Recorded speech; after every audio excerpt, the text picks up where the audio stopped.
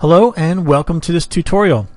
We're going to talk about the size of IP packets on the network and what happens when they get too big.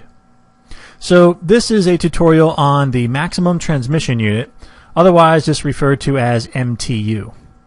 So MTU, maximum transmission unit, it defines the maximum packet size allowed on an interface, and it defines this in bytes.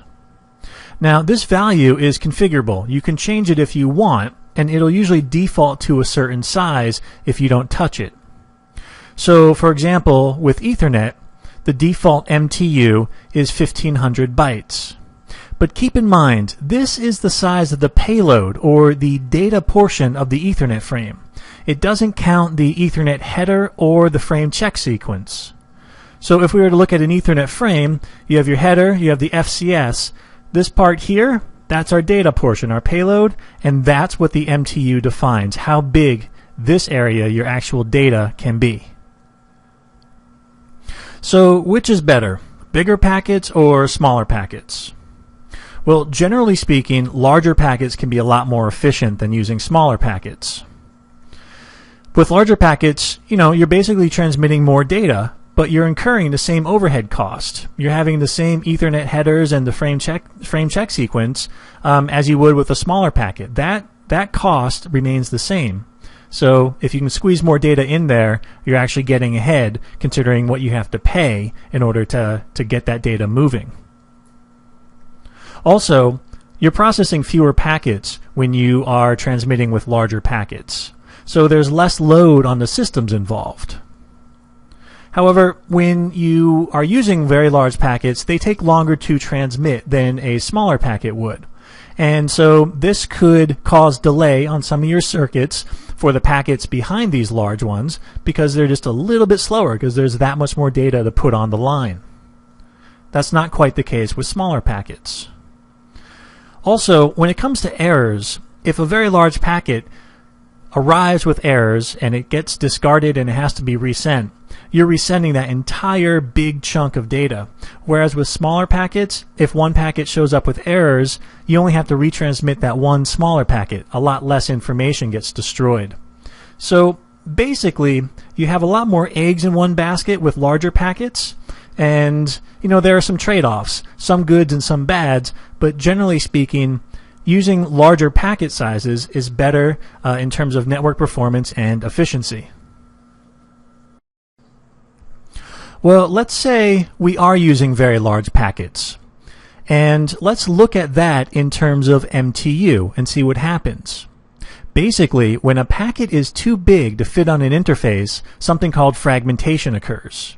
So when the packet length is larger than the MTU of an interface, that's when fragmentation kicks in.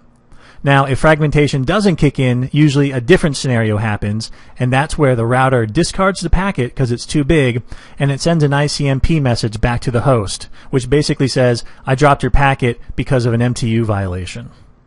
Well, we're interested in looking at fragmentation because it happens a lot on networks. So fragmentation is the process of breaking a packet into smaller pieces, or smaller fragments, so that each of the new packets has a small enough size to fit on the interface, so they will not exceed the MTU. Fragmentation happens at the IP layer, so the packet itself is what's going to be divided.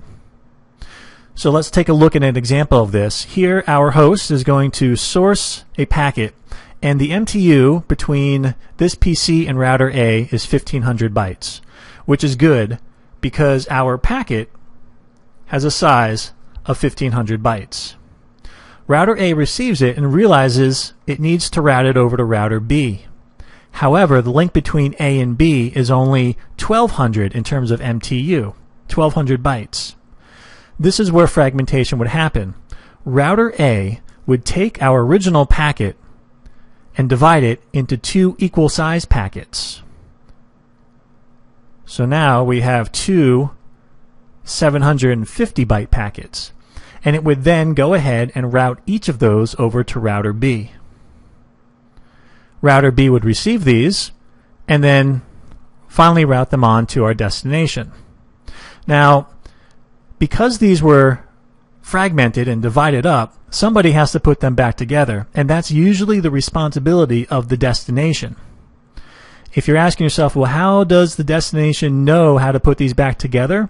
There are a couple things at play here, but basically when router A cuts these packets up into smaller packets, it puts a little ID inside each of the fragments so that the destination can identify all of the different fragments. And then the destination can put them all back together again, and then finally realize this same packet that was originally sent. Okay, so that's an overview of how fragmentation works when we go ahead and have packets that are too big or exceed the MTU of an interface. One way to confirm an interface's MTU configuration is just by issuing the show interface command. So let's do that for Fast Ethernet 01, and you can see MTU 1500 bytes is stated here. Now, if you want to change the MTU configuration, you have to go into the interface. There are two commands you can issue. Both are interface subcommands. The first one is MTU.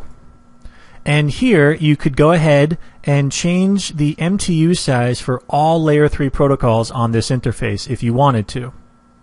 If you didn't want to be that drastic, you can only change the MTU for IP.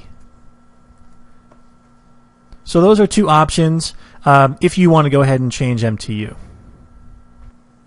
Okay, so let's summarize what we covered. We now know that the MTU is the maximum size a packet can be in order to use an interface.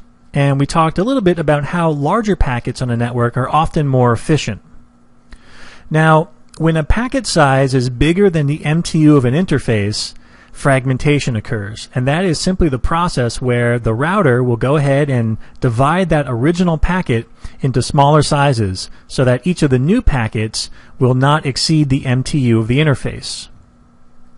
We looked at the MTU command and the IP MTU command, and these are both interface subcommands where you can adjust the MTU for a particular interface.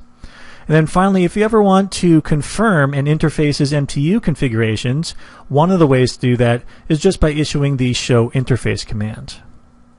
Okay, so that's it. That is the maximum transmission unit. Thanks for watching.